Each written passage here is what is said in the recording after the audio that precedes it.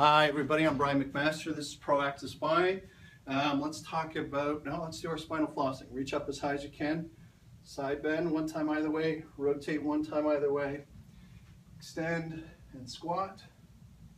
And then let's step to the side, turn your foot in, rotate your body in the opposite direction. Step, turn your foot out, body goes in the opposite direction. One time either way, nice and easy.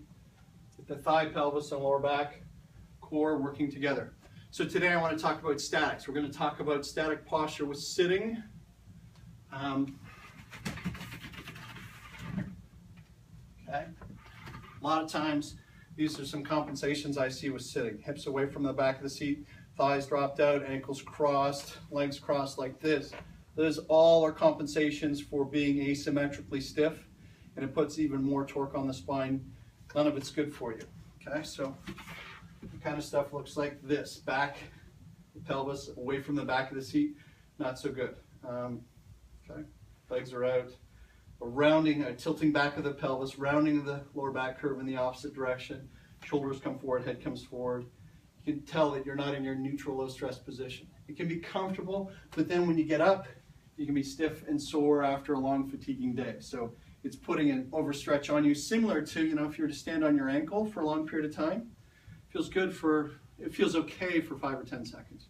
You're there for 30 seconds or a minute, feels a little stiff, takes a little bit of time to walk off. But if you're there for 30 minutes, an hour, a few hours, it can be very punishing. It's overstretching your tendons and your ligaments. They're not quite as resilient as your muscles, so they don't really behave that well with it. And then when your muscles are fatigued, there's even less tolerance for that. Fatigue can come from joint irritation as well, a little bit of joint inflammation.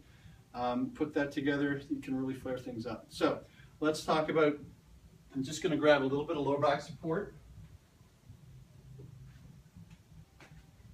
Sorry about that.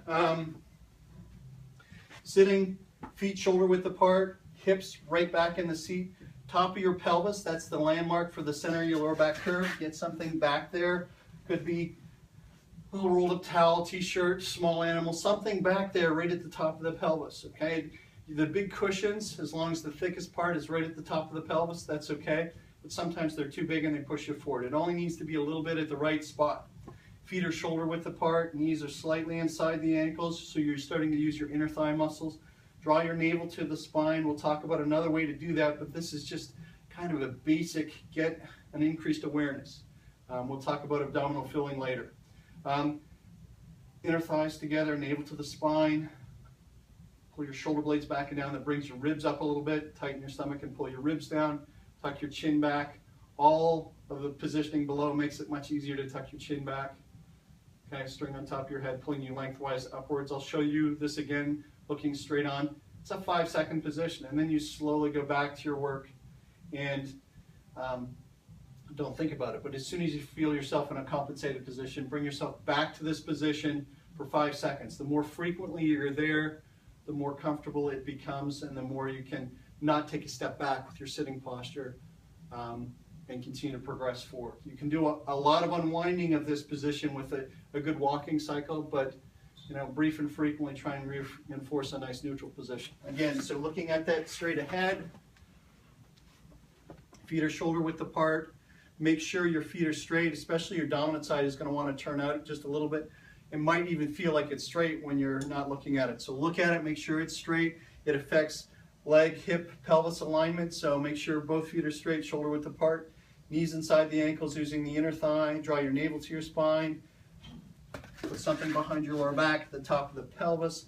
Shoulder blades down in the back, ribs down in the front. Tuck your chin back. So you're stabilizing your spine from your inner thigh and your lower abs, as opposed to when your legs are apart or legs are crossed some fashion.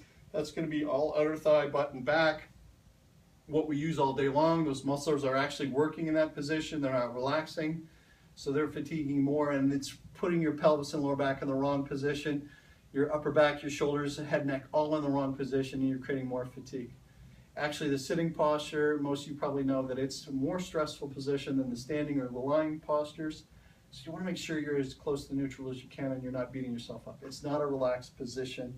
It's a more stressful position. So feet shoulder width apart, feet straight, knees inside the ankles, navel to the spine, shoulder blades down, ribs down, tuck your chin back. 5 seconds, come back to it as frequently as you can until it becomes comfortable. Okay, so I'm Brian McMaster, that's Proactive Spine. We'll talk more about this tomorrow.